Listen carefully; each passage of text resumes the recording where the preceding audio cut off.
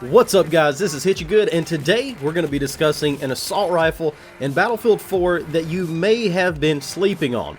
This is one I find myself not being killed by that often, but often enough to know that it holds a place in the meta as the go-to long-range rifle in the assault class lineup. And it may not be what you think it is, it may just be a surprise. But before we dive into that, if you want to support your favorite all-American freedom-loving gamer, please click that like button, leave a comment down below, subscribe, and turn on notifications to keep up with everything I've got going on with the channel. But for now, back to the gun review.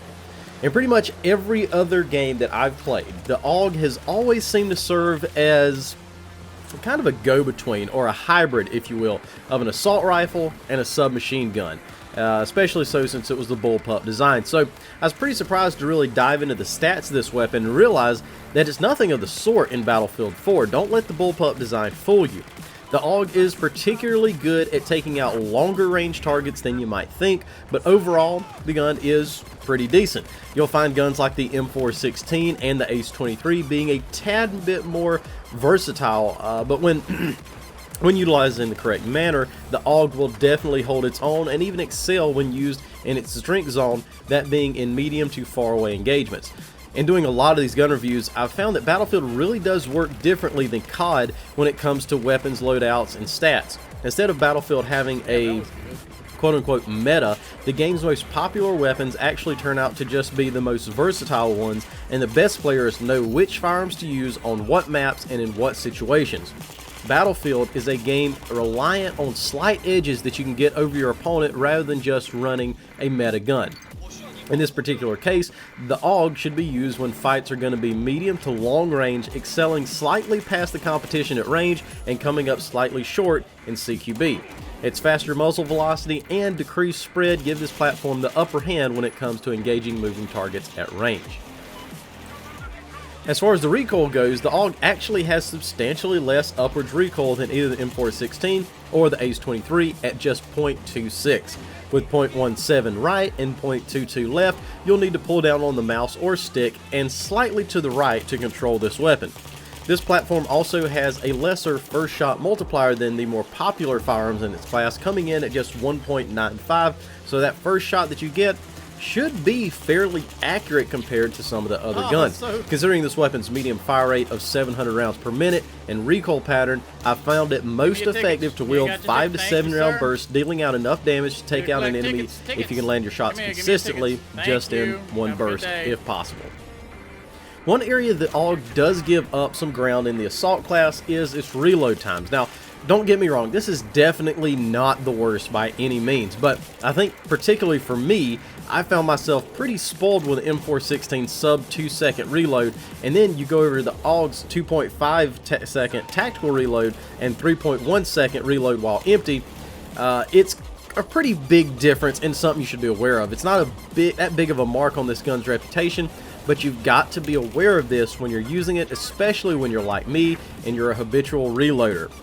It can hang out to dry if you try to reload the gun too soon, or if you're in a hot fight. That's something to keep in mind, and you probably want to keep a good sidearm handy while you're engaging some of these hot fights.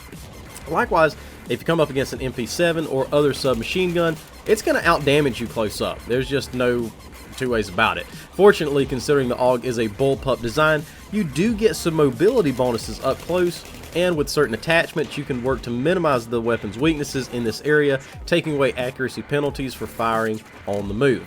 Now, to be honest, this is pretty good for me, considering I switched back from Battlefield to Call of Duty at times where Battlefield harshly penalizes you for trying to dive and strafe and run while firing, whereas Call of Duty, I don't know, I mean, it pretty much encourages it. So this is probably why I also enjoy guns like the MTAR as well. Even though it's not the greatest gun on paper, it kind of fits my playstyle a little bit more.